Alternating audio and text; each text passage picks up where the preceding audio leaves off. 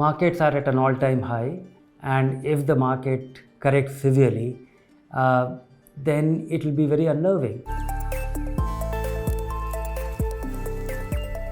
Hello and welcome to Investors Hangout. This weekly interaction to help you learn and understand savings and investment issues is brought to you by Aditya Birla Sun Life Mutual Fund and Value Research. Sensex is recording new highs each day.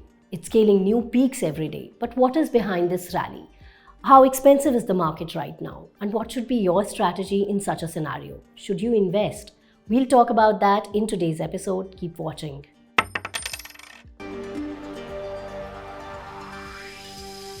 Variety of factors. Foreigners are back, domestic investors have continued investing money, and Indian companies are growing faster, better. India is proving to be an island of growth in an otherwise gloomy world. And foreign investors who walked out about a year ago or when interest rates went up, they are coming back looking at India as an island of growth in a gloomy world, and in a substantial flows coming in. So all these things combined together is driving the market. We were looking at the state of the market when it attained an all-time high and a significant milestone. And the biggest number we saw was 4,631 in September 94. And the market tanked thereafter. And it took nearly 5 years for it to recover fully. And the second longest one was in February 2000, when the market was at 5,900, nearly 6,000 points. And it took nearly 4 years for it to get back to the same level. So markets at an all-time high when you invest, and if it gets into a tailspin, then it takes, the longest it has taken to recover it fully is about 4 to 5 years.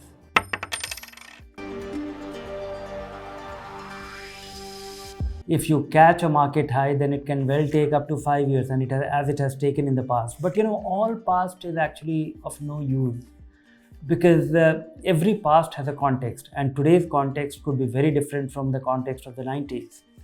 But I think important thing to notice is that, what has been the kind of fall that happens when you catch a market high. And catching a market high is something which every investor should worry about. Not because you lose money, because it can have a very big effect on your psychology in the way you approach market in future and the way you experience it.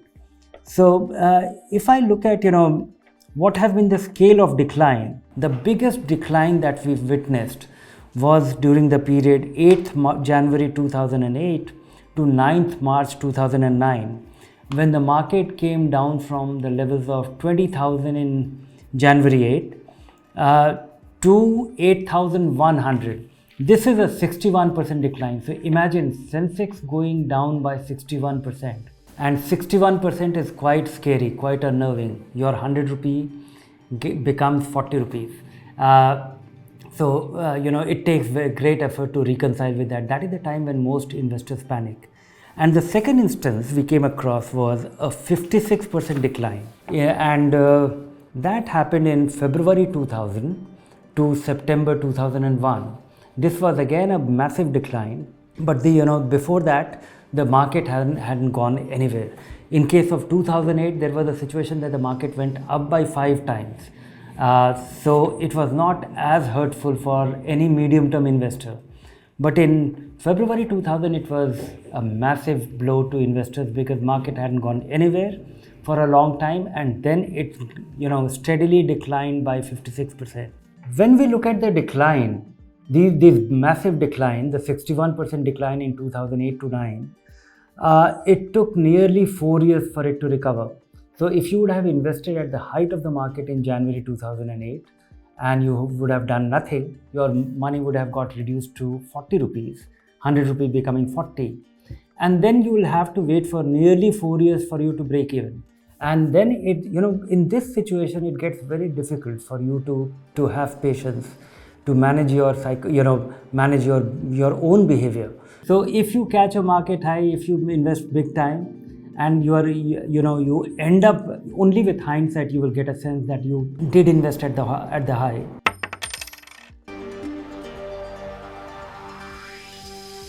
It is very difficult to make a statement about the state of the market in terms of whether it is expensive or cheap.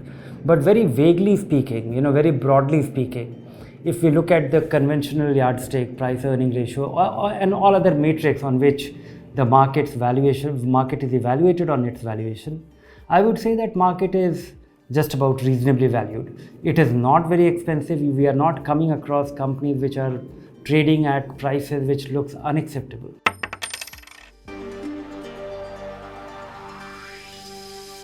No investor should ever be guided by the movements in the market simply because you have no control on that. You should mount a strategy. You should have a plan which is in your control, which is where the factors which will determine your direction or your investment performance should be completely in your control, not the market. It is very difficult to resist this market. It is very difficult to get scared for the reason that markets can come down.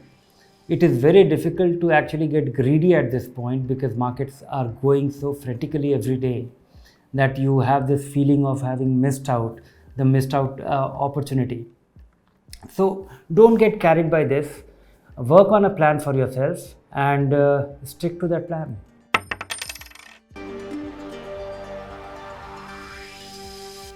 Asset allocation and your investment time frame becomes very crucial. First and foremost, don't invest at one go. The way the market is going up, everybody will be tempted that let me ride this market quickly, and why spread the money over time. This is the kind of market where some of the big investment mistakes are done. So avoid that. The first thing to do is not to invest at one go a large sum of money in equity just because it's going up. Even if it translates into a missed opportunity, let it be. Second is that if you have accumulated something meaningful, if your accumulated investments in equity is sizable now, and by sizable I would mean something like your 4 years earning, and if it is 3-4 years of worth of earnings, then maybe work on your asset allocation plan. And if your investment time frame is still 10 years, 15 years, 20 years away, maybe have a small allocation to fixed income. 15%, 20%, 25%. But have that so that you are able to take your money out when the market is high from equity. And you will have that money if the market goes down. So you'll be able to benefit from that. Likewise, if your investment goal is somewhat closer, then you have to decide that whether it should be a nominal sum, it should be a small part of your money should be in equity, or and the rest of it should be in fixed income. That will amount to moving a large part of your money from equity to fixed income. And the way to do it is you will have very serious, deep regrets if you do it immediately. Don't do it immediately. Do it over the next 6 months. Devise a plan that how much money you would like to move from equity to fixed income in a methodical way. And there are two advantages of this. One is that if market comes down, you will have less regret. Second is that you will have money in fixed income, or money which will be available to be invested in equity if markets come down, because you will be able to rebalance again. That's all we have for you in today's episode. Keep watching this space for more information. If you like the show, do subscribe to our YouTube channel. Take care. Bye for now.